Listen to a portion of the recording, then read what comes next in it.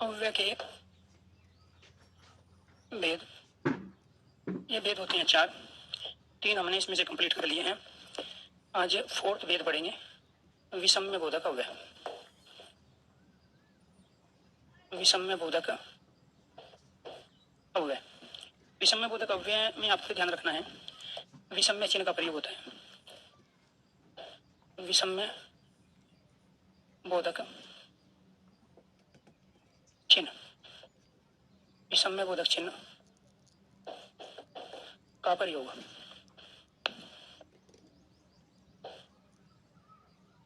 दूसरा, जो शब्द मनोभाव,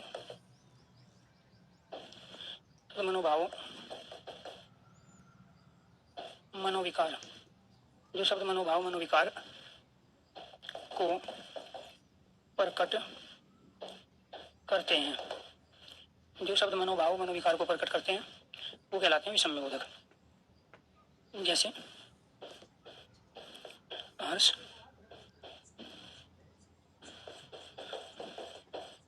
आश्चर्य, हर्ष, शोक, ग्लानि, घृणा, संबोधन और स्वीकृति।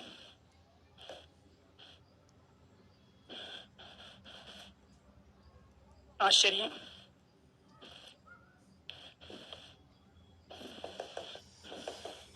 जैसे शाबाश,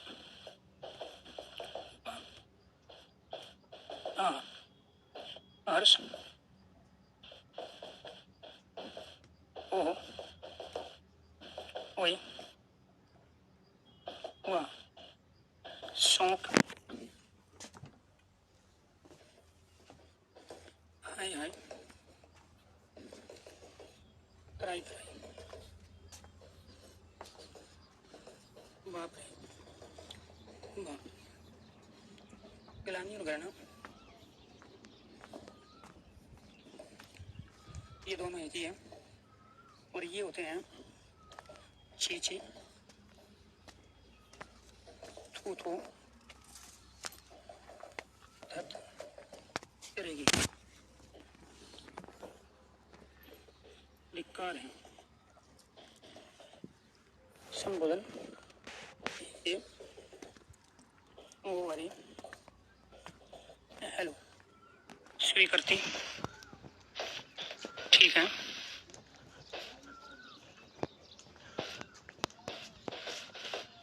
अच्छा अच्छा,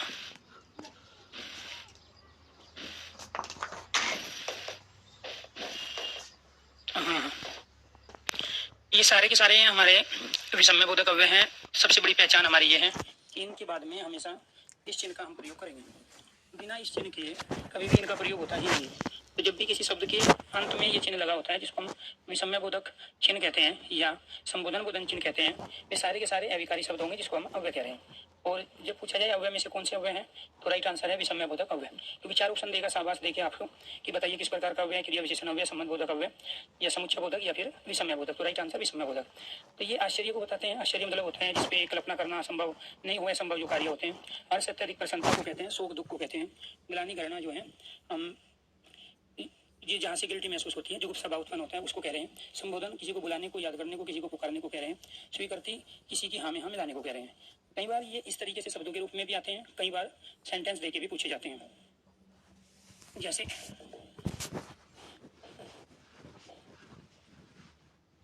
शाबाश, आपने तो कमाल कर दिया,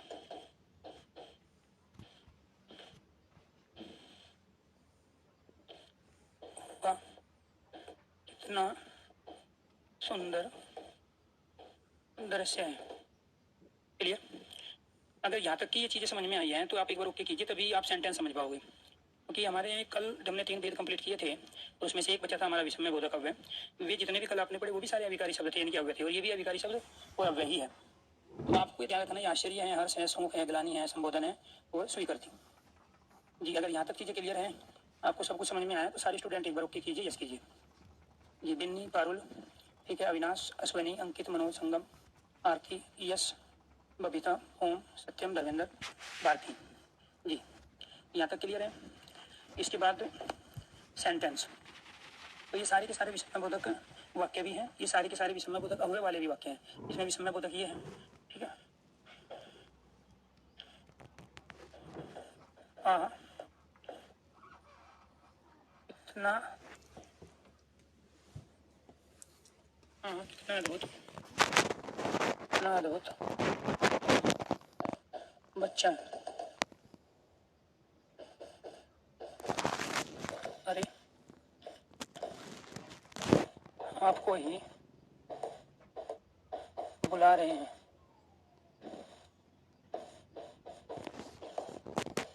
जी आप तो सुनते ही नहीं है। इस पांचों के पांचों सेंटेंस कैसे पहचानोगे? दो क्वेश्चन आपके तैयार हुए। एक तो विषमयबोधक वाक्य के, जब वाक्य पूछा जाए अर्थी आधार पे वाक्य के 8 भेद होते हैं, उनमें से एक भेद होता है विषमयबोधक वाक्य। लेकिन जब आपसे पूछा जाए इनमें से किस सेंटेंस में विषमयबोधक अव्यय का प्रयोग हुआ है, तो राइट आंसर ये हुआ, क्योंकि ये विषमयबोधक है, इसमें विषमयबोधक चिन्ह, इसमें विषमयबोधक, इसमें भी विषमयबोधक और इसमें भी विषमयबोधक चिन्ह का प्रयोग हुआ है। क्लियर? ठीक है, तो लक्की बाकी सब बच्चों को इस तरीके से ये अपने 4 जो भेद हैं हमारे अविकारी शब्द अव्यय के, ये हमने कंप्लीट किए। इसके बाद में एक टॉपिक है हमारा निपात, जो कि इसका 5वां भेद माना जाता है। वो क्या है? निपात अव्यय।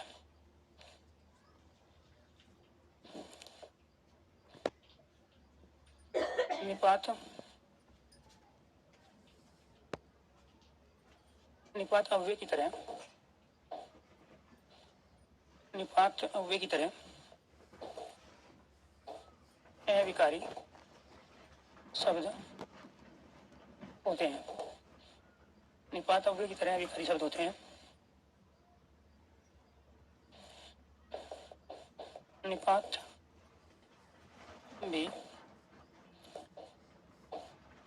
भी अव्यय की तरह इसी लिंग, वचन, पुरुष, काल, कारक। निपात भी अव्यय की तरह किसी लिंग, वचन, पुरुष, काल, कारक में परिवर्तित लिंग, वचन, पुरुष, काल, कारक में परिवर्तित नहीं होते हैं। निपात का प्रयोग वाक्य या जिस शब्द के साथ ये प्रयुक्त होते हैं, निपात का प्रयोग वाक्य या जिस शब्द के साथ ये प्रयुक्त होते हैं उनमें विशेष बल ला देते हैं।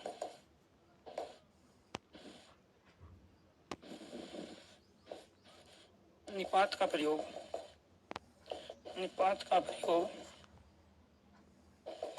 काल, स्थान, परिमाण। निपात का प्रयोग काल, स्थान, परिमाण, रीति, संबंध, समुच्चय बोधक के लिए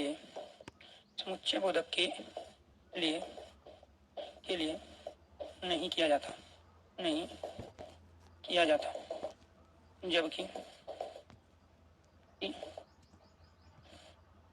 जबकि अव्यय का प्रयोग इन सभी के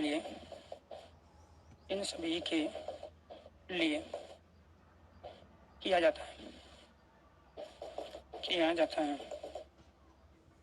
ये है हमारी 4 स्टेटमेंट जी। तो आपको ये ध्यान रखना है दोस्तों, यहाँ निपात अव्यय की तरह अविकारी शब्द होते हैं, जिनकी निपात का अव्यय के साथ 2 समानताएं हैं। एक समानता तो यह है कि अव्यय की तरह अविकारी होते हैं, अर्थात किसी भी लिंग वचन काल कारक में परिवर्तित नहीं होते, वो यहाँ पे लिखा है।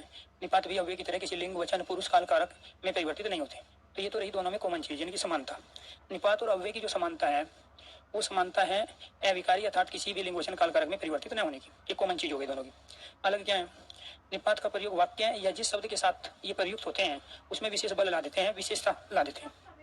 निपात का प्रयोग जैसे अव्यय का प्रयोग हम काल के लिए करते हैं, स्थान को बताने के लिए करते हैं, परिमाण क्वांटिटी को बताने के लिए करते हैं, रीति को बताने के लिए करते हैं, संबंध को बताने के लिए करते हैं और समुच्चय जोड़ने के लिए करते हैं। लेकिन हम निपात का प्रयोग इन संदर्भों में नहीं करते। आपको पढ़ाया जो क्रिया विशेषण थे वो 4 प्रकार के थे, कालवाची, स्थानवाची, परिमाणवाची और रीतिवाची। तो ये जो चारों थे हमारे, ठीक है, ये तो हमने अव्यय के रूप में पढ़ा। लेकिन निपात का काम इनसे एकदम डिफरेंट होता है। इनको छोड़ के निपात केवल विशेष बल लाने के लिए ही प्रयुक्त होता है। कैसे लाएगा विशेष बल, उसको देखो।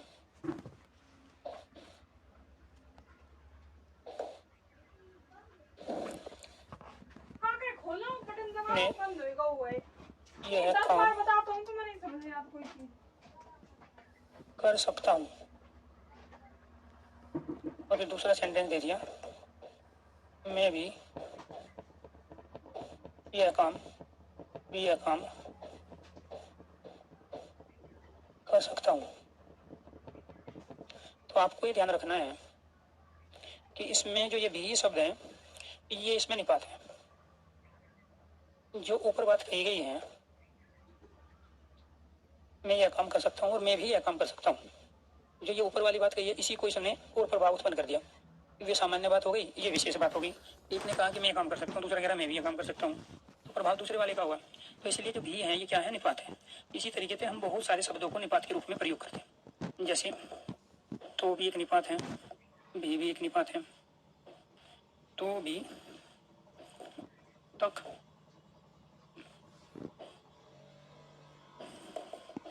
मात्र, केवल, सिर्फ, न, न, ने, नहीं, मत, मना करना, मत मना करना, निषेध, वर्जित, निषेध वर्जित, लगभग, तकरीबन, तकरीबन,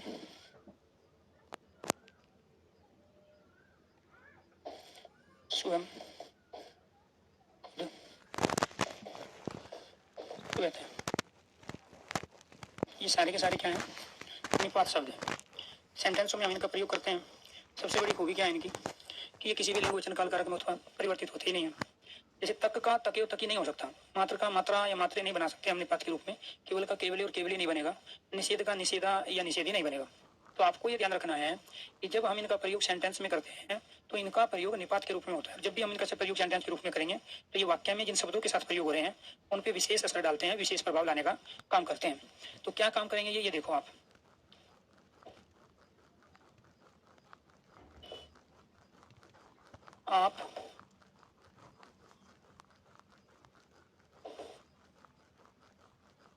आप देर तक पढ़ा करो।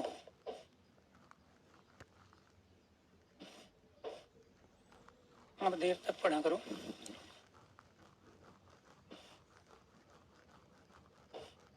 मुझे मात्र 50 रुपये चाहिए।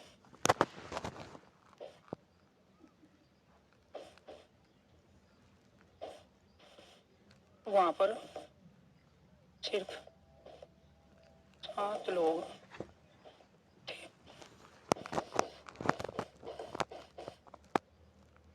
अध्यापक अध्यापक घर पर नहीं है।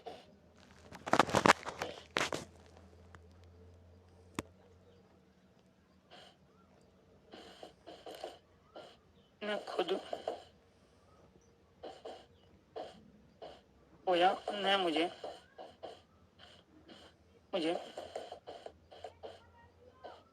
सोने दिया।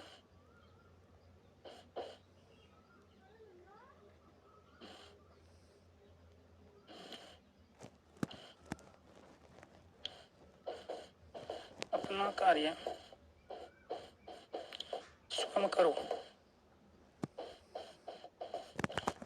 पानी स्वतः बह जाएगा।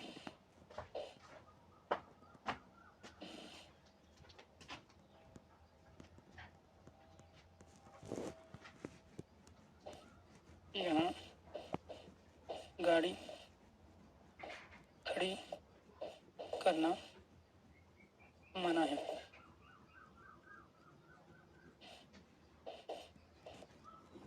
शोर मत करो।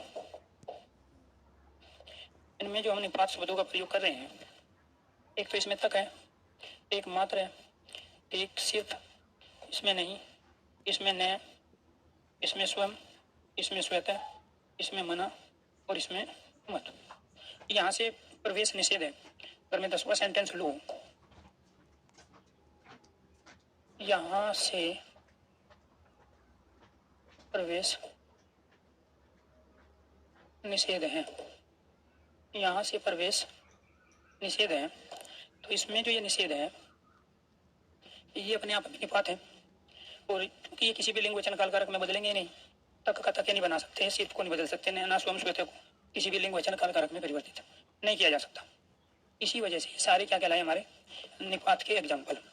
तो ये क्या है, ये है हमारे निपात, जो कि अव्यय का 5वां भेद है। अगर किसी भाई को कोई डाउट हो किसी भी तरह का, ठीक है, तो अपना डाउट पूछिए। अगर समझ में आ गया है सब A to Z, तो सारे बच्चे एक बार ओके कीजिए, यस कीजिए। ठीक है, ये सेंटेंस थे हमारे, ये वे तमाम शब्द थे जिनका प्रयोग हम निपात के रूप में करते हैं। ठीक है, यहाँ पे ये भी निपात था, लगभग भी निपात था। मोदी की सभा में लगभग 10 व्यक्ति थे। धूम्रपान करना वर्जित है, प्रवेश निषेध है। तो जो हम ये प्रयोग करते हैं, तीसरा सेंटेंस यहाँ ले लेते हैं।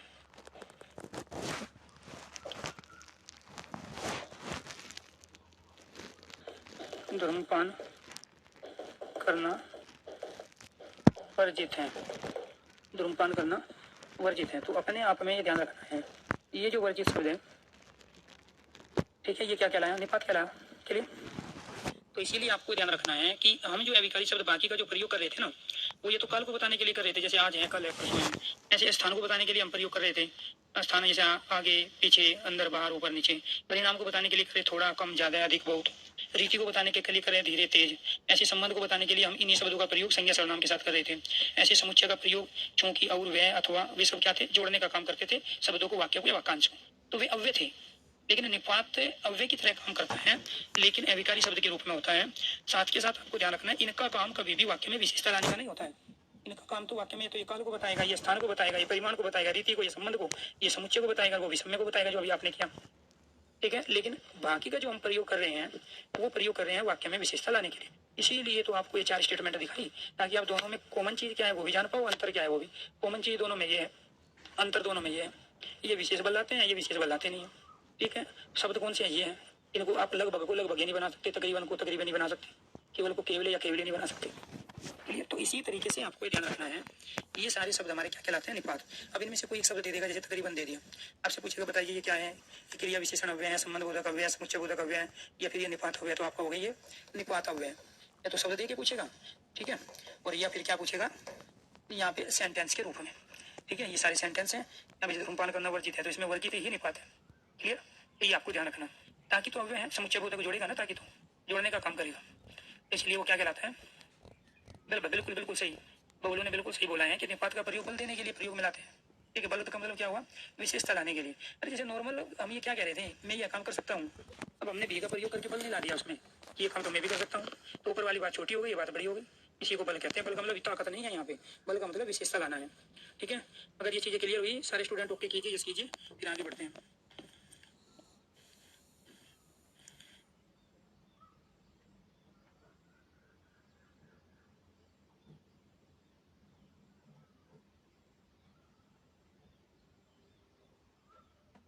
सबको क्लियर है ना, आपके कमेंट धीरे आ रहे हैं जी, वेरी गुड, क्या बात है, चलो जी, बहुत बढ़िया, मजा आ गया। चलो जी, 5वां एक बार, न खुद सोया ना मुझे सोने दिया, इसमें न क्या है, निपात है ना भाई, नैना नहीं, ये सब निपात का जो आप रोजमर्रा की जिंदगी में सेंटेंस में प्रयोग नहीं करते हैं। कुल मिला के बात ये है कि जब आप कम्युनिकेशन करते हो ना, उस कम्युनिकेशन करने के दौरान सेंटेंस में जो आप शब्द प्रयोग करते हो, कुछ शब्द तो होते हैं उसमें संज्ञा, कुछ शब्द होते हैं उसमें सर्वनाम। हम अपने भावों को, अपने विचारों को प्रकट करते हैं ना, तो उसके लिए हम संज्ञा, सर्वनाम, विशेषण, संज्ञा, सर्वनाम, विशेषण, क्रिया, क्रिया, अव्यय और निपात, हम इन शब्दों को, तमाम शब्दों का प्रयोग सेंटेंसों में करते हैं, तब अपनी बात को एक स्थान से दूसरे स्थान में पहुंचा पाते हैं। ठीक है, तो ये आपको ध्यान रखना है। तो ये जो संज्ञा, सर्वनाम, विशेषण, क्रिया, अव्यय, निपात शब्दों को हम प्रयोग करेंगे सेंटेंस में, तभी किसी भी बात को दूसरे तक पहुंचा पाते हैं या फिर सेंटेंस के माध्यम से लिख पाते हैं। क्लियर। अब कई बार सेंटेंस में जब उसको तत्सम तद्भव पूछना होगा तो वो तत्सम तद्भव के रूप में पूछेगा कि कौन सा तत्सम है, कौन सा इसमें तद्भव है। क्लियर। चलो जी, अब बात करते हैं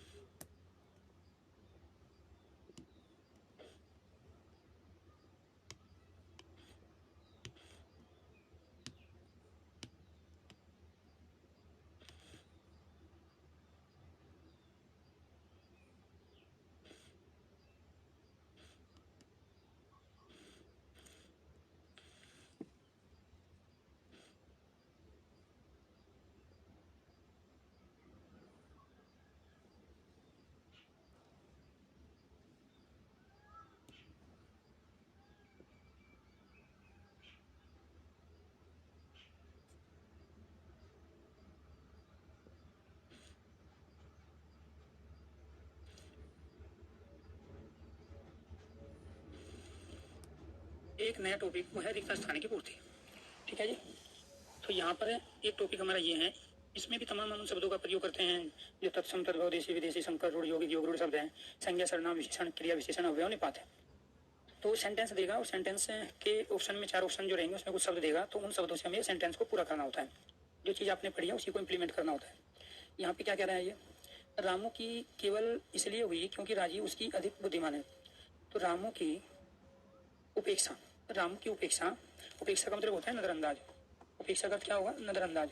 रामू की उपेक्षा, रामू को नजरअंदाज इसलिए किया गया क्योंकि राजीव उसकी अपेक्षा अधिक बुद्धिमान है। तो यहाँ आएगा अपेक्षा और यहाँ आएगा उपेक्षा।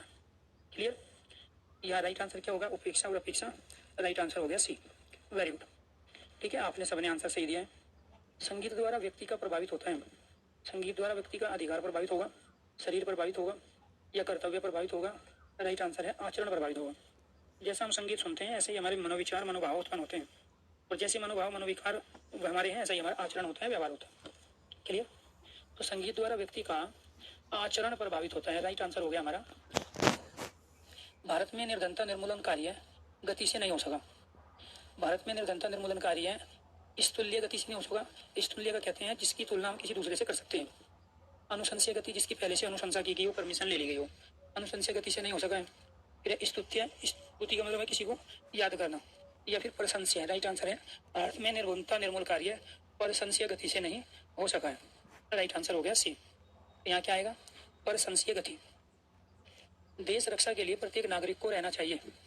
तो आपको ये ध्यान रखना है, देश रक्षा के लिए प्रत्येक नागरिक को रहना चाहिए, संबंध रहना चाहिए, उद्धत रहना चाहिए, उद्धत रहना चाहिए या प्रबुद्ध रहना चाहिए। ठीक है, राइट आंसर। देश रक्षा के लिए प्रत्येक नागरिक को, उद्धत मतलब है तैयार रहना चाहिए। उद्धत का अर्थ क्या होता है, तैयार। देश रक्षा के लिए प्रत्येक नागरिक को तैयार रहना चाहिए। क्लियर। तो ये आपको ध्यान रखना है। राइट आंसर क्या हो गया, बी हो गया, तैयार रहना चाहिए। रिक्त स्थानों की पूर्ति सही विकल्प से कीजिए। पीकर कोयल अपने में जाकर बैठ गई। रिक्त स्थान की पूर्ति को सही ढंग से करना है। पीकर कोयल अपने में जाकर बैठ गई। नीर कहते हैं पानी को, तो ये भी नीर पीकर कोयल अपने नीर में बैठ गई, ये नहीं होगा। नीर कहते हैं घोंसले को, दोनों नहीं होगा। तो नीर पीकर, नीर मतलब हो गया पानी, तो नीर पीकर कोयल अपने नीड़ में बैठ गई। नीर कहते हैं घोंसले में। राइट आंसर हो गया आपका सी। क्लियर। नीर पीकर कोयल अपने नीड़ अर्थात घोंसले, तो ये आपको ध्यान रखना है। इस वाले नीड़ का अर्थ होता है घोंसला। ठीक है। उसका हृदय इतना कोमल है कि मित्र तो क्या, वे अपने को भी चोट नहीं पहुंचा सकता, अपने विपक्षी को भी चोट नहीं पहुंचा सकता, अपने प्रतिरोधी को भी चोट नहीं पहुंचा सकता, अपने शत्रु को भी चोट नहीं पहुंचा सकता, या अपने सहयोगी को भी चोट नहीं पहुंचा सकता। राइट आंसर क्या होगा, उसका हृदय इतना कोमल है कि मित्र तो क्या, तो ये क्या है, मित्र। ठीक है, हृदय इतना कोमल है, मित्र तो क्या, वे अपने को, शत्रु को भी, तो मित्र का उल्टा शत्रु आएगा। तो यहाँ पे जब मित्र दे दिया तो उसका हृदय इतना कोमल है कि मित्र तो क्या, वे अपने शत्रु को भी चोट नहीं पहुंचा सकता। राइट आंसर 6 का सी हो गया। गांधी जी का अर्थशास्त्र धर्म और पर आधारित है। गांधी जी का अर्थशास्त्र धर्म और पर आधारित है। यहाँ आपको ध्यान रखना है, महात्मा गांधी जी किस लिए जाने जाते थे? अहिंसा के लिए। कई बार कुछ चीजें ऐसी होती है, बेसिक चीजें जो आपकी प्रीवियस नॉलेज है, उन्हीं के आधार पर ही हम इसको कंटिन्यू चीजों को करते हैं। सबको पता है कि गांधी जी अहिंसा के समर्थक थे, हिंसा में विश्वास नहीं रखते थे। तो गांधी जी का अर्थशास्त्र धर्म और अहिंसा पर आधारित है। राइट आंसर हो गया आपका ए। तो क्वेश्चन नंबर 7 का राइट आंसर क्या होगा? ए हो गया। दृष्टि राष्ट्रीयता का आधार है। तो कौन सी राष्ट्रीयता का आधार होगा? धर्मनिरपेक्ष। किसी भी धर्म में भेदभाव नहीं करना है। धर्म के मामले में आदमी को तटस्थ रहना है, किसी भी धर्म की बुराई नहीं करना है, कमी नहीं निकालना है। तो ये क्या है? धर्मनिरपेक्ष दृष्टि राष्ट्रीयता का आधार है। राइट आंसर हो गया हमारा क्वेश्चन नंबर 8 का ए। क्लियर? चलो जी। लोकतंत्र राज्य जनता में राष्ट्रीय भावना रूप में जागृत करता है। लोकतंत्र राज्य जनता में राष्ट्रीय भावना रूप में जागृत करता है। तो स्वाभाविक रूप से, संकीर्ण रूप से, अस्वाभाविक रूप से, अतिरंजित रूप से। लोकतंत्र राज्य में राष्ट्रीय भावना किस रूप में जागृत करता है? स्वाभाविक रूप से। स्वाभाविक मतलब होता है नेचुरली, अस्वाभाविक तो हो नहीं सकता है। संकीर्ण मतलब छोटा होता है, संकीर्ण मतलब होता है बहुत ही ज्यादा छोटा सोच रखना। अतिरंजित का मतलब होता है बहुत ज्यादा अग्रेसिव होना। अतिरंजित मतलब बहुत ज्यादा अग्रेसिव होना, बहुत ज्यादा वेमनस्ता पैदा कर देना। तो लोकतंत्र राज्य जनता में राष्ट्रीय भावना के रूप में क्या होगा? राष्ट्रीय भावना स्वाभाविक रूप से जागृत करता है। एक राइट आंसर है। सत्य और अहिंसा का संबंध। सत्य और अहिंसा का संबंध भीषण होता है। तो युद्ध के लिए भीषण का प्रयोग करेंगे। विकट होता है, निकट होता है या घनिष्ठ होता है? तो राइट आंसर क्या होगा? सत्य और अहिंसा का संबंध इसका होगा घनिष्ठ होगा। सत्य और अहिंसा का संबंध क्या होता है? घनिष्ठ होता है। तो राइट आंसर हो गया 10 का सी। मानसरोवर तक पहुंचना है। मानसरोवर तक पहुंचना है, निर्गम है, दुर्गम है, दुर्लभ है या दुष्कर्म है? तो मानसरोवर तक पहुंचना दुर्गम है। दुर्गम मतलब होता है कठिन रास्ता, जहाँ कठिन हो। दूर मतलब कठिन, जहाँ जाना कठिन हो। जहाँ जाना कठिन हो, जहाँ जाना कठिन हो क्या कहलाता है? दुर्गम कहलाता है। मानसरोवर तक पहुंचना क्या है? दुर्गम। क्लियर? Right answer D. चलो जी। सांप्रदायिकता की आग देश में हुई है, समाई हुई है, पनपी हुई है, भड़की हुई है, लगी हुई है। तो आपको ध्यान, सांप्रदायिकता की आग देश में, ठीक है, क्या है यहाँ पे? समाई। तो आग समाई नहीं जाती, आग भड़कती है। मान के चलो किसी नेताओं में आके कुछ इस तरह से धर्म के विरुद्ध या किसी जाति समुदाय के विरुद्ध काम किया, तो वो सांप्रदायिकता की आग का मतलब ये नहीं है कि वो अग्नि जल रही है जिसमें हाथ जल जाते हैं। ठीक है? नहीं, निर्गम तो बिना गए हुए ना, निर्गम का मतलब तो, ठीक है, प्रतीक। निर्गम का मतलब होता है ये वाला निर और गम। गम मतलब जाना होता है और नहीं मतलब होता है बिना, जो बिना जाए। तो मानसरोवर पर जाना दुर्गम है। कठिन रास्ते के लिए हम दुर्गम शब्द का प्रयोग करते हैं। ठीक है? जहाँ जाना कठिन हो उसको कहते हैं दुर्गम, और जहाँ जाए ना जा सके तो निर्गम कहलाता है। तो सांप्रदायिकता की आग देश में बढ़ गई है। आग का मतलब वो अग्नि नहीं है, किसी समुदाय के प्रति कुछ विवनता की भावना आ गई, किसी ने कुछ कह दिया कर दिया, तो वो सांप्रदायिकता की आग है। एक धर्म के प्रति दूसरे धर्म में, एक जाति के प्रति दूसरी जाति में, एक वर्ग के प्रति दूसरे वर्ग में, एक समुदाय के प्रति दूसरे समुदाय में जो ईर्ष्या की भावना होती है, जो प्रतिरोध की भावना होती है, उसी को सांप्रदायिकता कहते हैं। भारत की रक्षा करना प्रत्येक भारतीय का कर्तव्य है। ठीक है?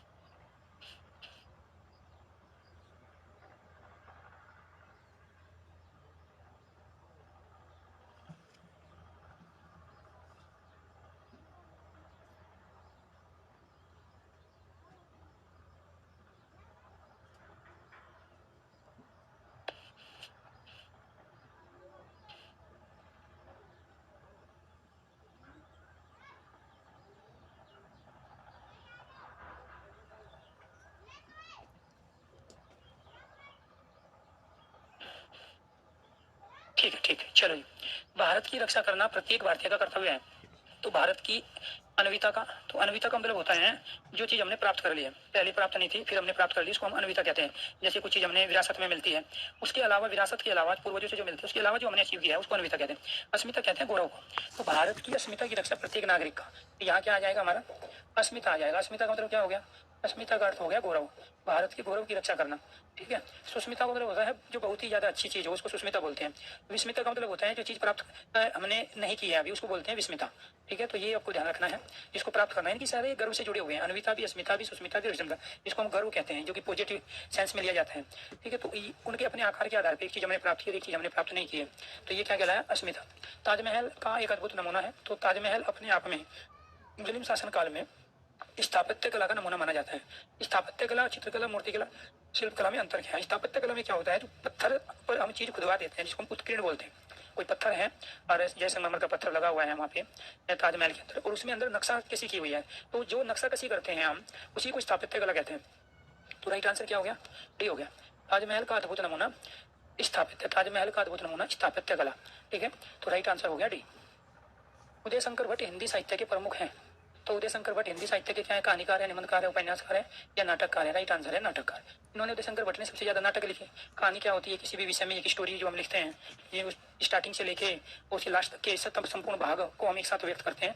उपन्यास में क्या होता है, इसमें पैराग्राफ में चलती है, ये पात्रों के बीच में होती है, बहुत सारे व्यक्ति होंगे, पुरुष होंगे, महिलाएं होंगी, उनके बीच में बातचीत होकर ही कथा को आगे बढ़ाया जाता है, वो उपन्यास कहलाता है। ठीक है। निबंध में क्या होता है, कोई भी एक घटना है, कोई भी एक प्रसंग है, उसके ऊपर ही हम उसके तर्क और वितर्क के साथ लिखते हैं, निष्कर्ष के साथ लिखते हैं। नाटक भी संवादों में चलता है, बहुत सारे पात्र होंगे, लेकिन घटना नाटक की छोटी होती है, उपन्यास की घटना बड़ी होती है। तो उदय शंकर भट्ट नाटककार के रूप में जाने जाते हैं।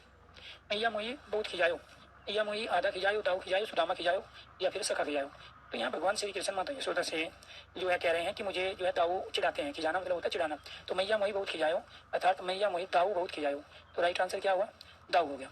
राइट आंसर क्या है, दाऊ। तो क्वेश्चन नंबर 16 का राइट आंसर है बी।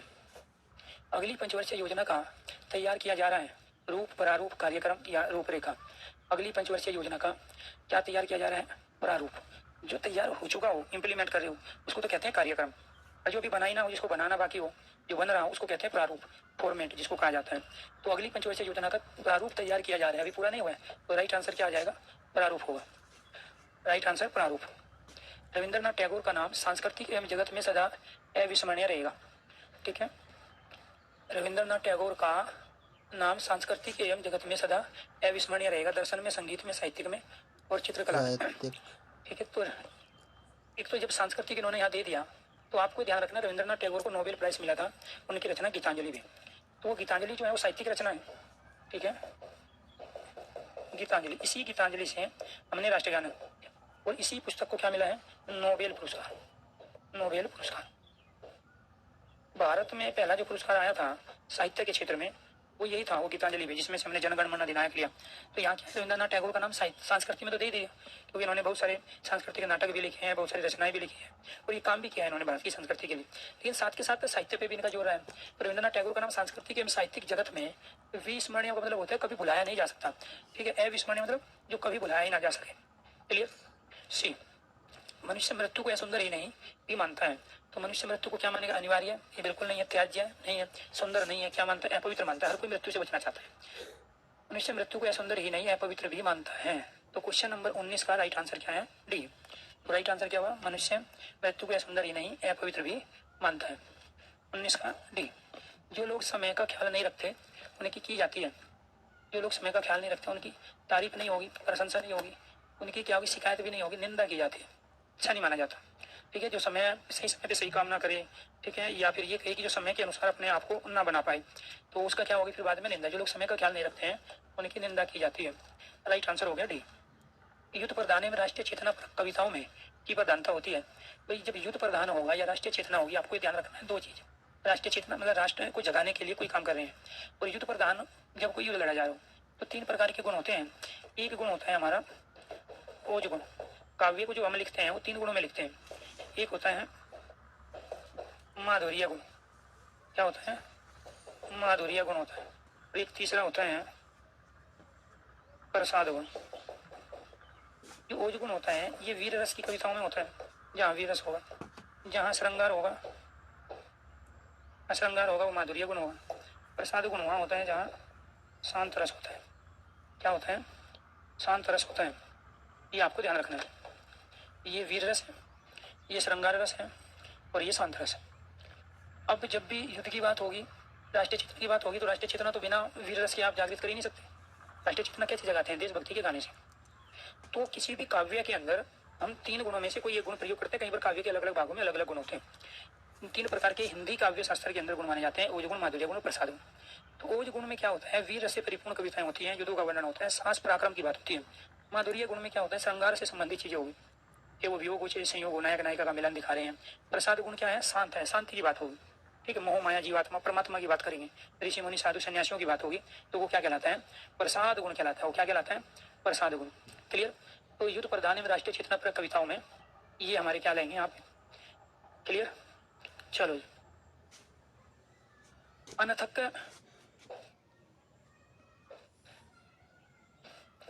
अनथक परिश्रम और सतत अनथक परिश्रम व सतत से व्यक्ति सफलता की चरम सीमा को पा लेता है।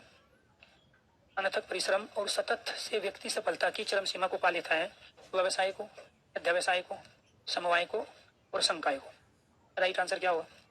22 जी।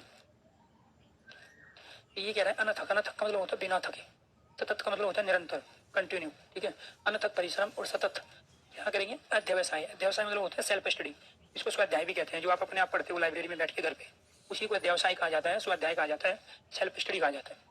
व्यवसाय तो बिजनेस है। समवाय होता है किसी चीज को जोड़ना। ठीक है, समवाय क्या कहलाता है? जोड़ना। 2 चीज अलग अलग है, उनको आपस में जोड़ना समवाय है। संकाय किसे कहते हैं? विभाग को कहते हैं। जैसे कला संकाय, विज्ञान संकाय, चित्रकला संकाय, तो संकाय कहते हैं विभाग को, तो समवाय कहते हैं जोड़ने को। केवल पुस्तक ज्ञान छात्रों की मौलिक प्रतिभा का नहीं कर सकता। तो केवल पुस्तक ज्ञान छात्रों की मौलिक प्रतिभा का नहीं कर सकता। एमर्स नहीं कर सकता, फ्यूस नहीं कर सकता, उन्मेष नहीं कर सकता, या फिर प्रत्युष नहीं कर सकता। तो राइट आंसर क्या होगा? उन्मेष। उन्मेष का मतलब होता है किसी चीज को आगे बढ़ाना, बहुत ज्यादा अच्छे तरीके से, सटीक तरीके से आगे बढ़ना। केवल पुस्तक ज्ञान छात्रों की मौलिक प्रतिभा का उन्मेष नहीं कर सकता है। पीयूष कहते हैं अमृत को। एमर्स कहते हैं किसी को मचोड़ना। एमर्स किसको कहते हैं? किसी को मोड़ना,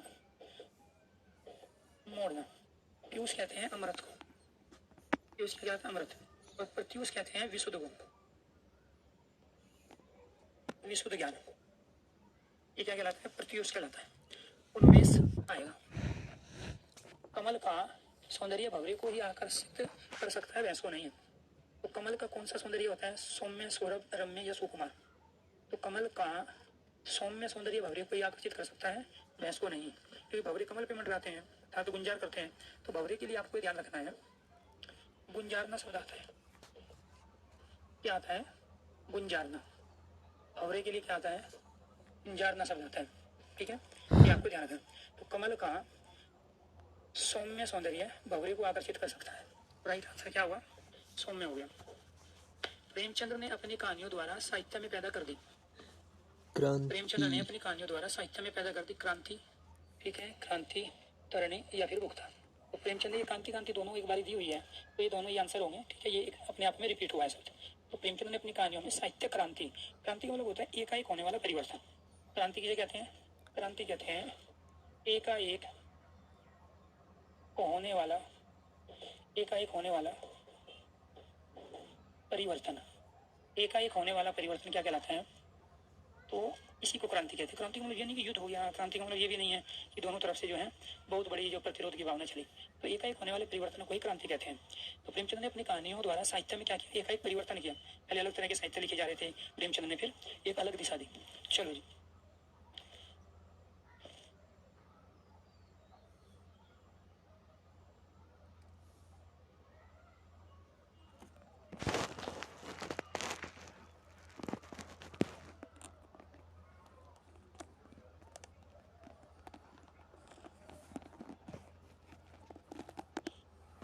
बंदूक एक उपयोगी है, औजार है, अस्त्र है, शस्त्र है और रक्षक है। देखो, जो हाथ में रख के चीजें चलाई जाती हैं तो उनको तो कहते हैं प्यारे दोस्तों हम शस्त्र, और जो दूर फेंक के चलाई जाती हैं वो कहलाते हैं अस्त्र। बंदूक का प्रयोग हाथ में रख के करते हैं, इसलिए शस्त्र कहलाता है।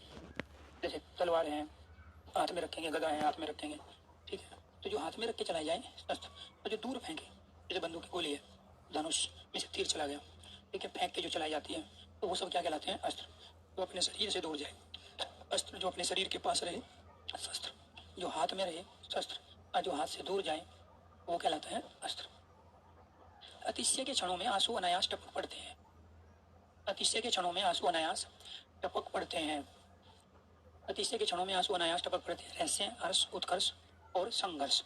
ठीक है, तो अतिशय का मतलब होता है जब किसी चीज की एक लिमिट से ज्यादा क्रॉस हो जाए उसको हम अतिशय कहते हैं। अतिशय के क्षणों में, बहुत अधिक खुशी के क्षणों में आंसू अनायास टपक पड़ते हैं, तो खुशी किसे कहते हैं? हर्ष। तो अतिशय हर्ष के क्षणों में, जैसे आपकी नौकरी लग गई और आपने बहुत ज्यादा संघर्ष किया है, तो आपको ये ध्यान रखना है जो आपकी नौकरी लगी है आपने बहुत ज्यादा जो संघर्ष किया है, ठीक है, उसको देख के आपकी आंखों में आंसू आ जाते हैं, जिसको हम खुशी के आंसू कहते हैं। कौन से आंसू कहते हैं? खुशी के आंसू कहते हैं। ठीक है, तो वो क्या कहलाए हमारे? अतिशय हर्ष के क्षणों में आंसू अनायास टपक पड़ते हैं। तो हर्ष के, खुशी के। क्लियर? वर्त भिखारी दो रोटी खाकर हो गया, तो रोटी खा के तप तो नहीं हो गया वो, तो क्या बोलेंगे उसको? तृप्त हो गया। तृप्त का मतलब होता है संतोष होना, किसी चीज से भूख का पूरा होना, भूख की जो भूख से संतोष प्राप्त कर लेना तृप्त कहलाता है। क्या कहलाएगा? भूख का शांत होना क्या कहलाता है? भूख का शांत होना तृप्त कहलाता है। तो व्रत भिखारी दो रोटी खाकर क्या हो गया? तृप्त हो गया। 28 का राइट आंसर हो गया सी। देवानंद की काम के प्रति लगन और निष्ठा। देवानंद की काम के प्रति लगन और निष्ठा दयनीय है, अनुकरणीय है, शोभनीय है या हास्यास्पद है? तो क्या कहना है? अनुकरणीय। अनुकरणीय का मतलब होता है कॉपी करना। भाई बहुत अच्छा कोई व्यक्ति आचरण कर रहा है वो भी अनुकरणीय होता है, बहुत अच्छा काम कर रहा है वो भी अनुकरणीय होता है। तो देवानंद की काम के प्रति लगन और निष्ठा क्या कहलाती है? अनुकरणीय कहलाती है। क्या कहलाती है? अनुकरणीय। 29 का राइट आंसर हो गया डी। विज्ञान ने ऐश्वर्य के साधन सुलभ करा दिए, परंतु संवेदनशीलता दिन प्रतिदिन होती जा रही है। ठीक है, तो विज्ञान ने ऐश्वर्य के साधन सुलभ करा दिए, परंतु संवेदनशीलता दिन प्रतिदिन होती जा रही है। दुर्गम तो नहीं होगा जहाँ जाना कठिन हो। विलंब कहते हैं देरी को। विलंब किसको कहते हैं? देरी करने को विलंब कहते हैं। तो संवेदनशीलता दुर्लभ होती जा रही है। दुर्लभ मतलब जो चीज बहुत कम मात्रा में पाई जाए उसको दुर्लभ कहते हैं। ठीक है, तो संवेदनशीलता दिन प्रतिदिन दुर्लभ होती जा रही है। राइट आंसर हो गया बी। तो इस तरीके से दोस्तों हमने ये 30 क्वेश्चन किए रिक्त स्थान वाले। कल फिर इसमें से कुछ और क्वेश्चन लेंगे और फिर वाक्य शुद्धियाँ, शुद्ध और अशुद्ध जो वाक्य है, ठीक है, उसको भी लेंगे। तो ये दोनों ही टॉपिक अपने आप में महत्वपूर्ण है और ध्यान ये रखना है वाक्य में जो अशुद्धि के कारण होते हैं वो अनेक कारण होते हैं। संज्ञा के कारण भी वाक्य अशुद्ध होते हैं, सर्वनाम के कारण, विशेषण क्रिया, क्रिया विशेषण, अव्यय निपात के कारण, कारक चिन्हों की वजह से, लिंग और वचन की वजह से भी वाक्य अशुद्ध होते हैं। तो उसके रिगार्डिंग जो भी टॉपिक होंगे पहले वो टॉपिक पढ़ाएंगे, फिर शुद्ध और अशुद्ध वाक्य वाला टॉपिक आपको कराएंगे और ये था आपका रिक्त स्थान की पूर्ति। कुछ और की प्रैक्टिस करेंगे कल वाली क्लास में। तो सभी दोस्तों को नमस्कार, धन्यवाद। उम्मीद करता हूँ कि एक तो निपात वाला टॉपिक हमने आज कंप्लीट किया है और दूसरा रिक्त स्थान की पूर्ति वाला, दोनों ही आपके बहुत अच्छे से समझ में आए होंगे। ठीक है, कोई बात नहीं, 30 में से 3 गलत है तो जरूर देखो, जब हम बहुत सी चीज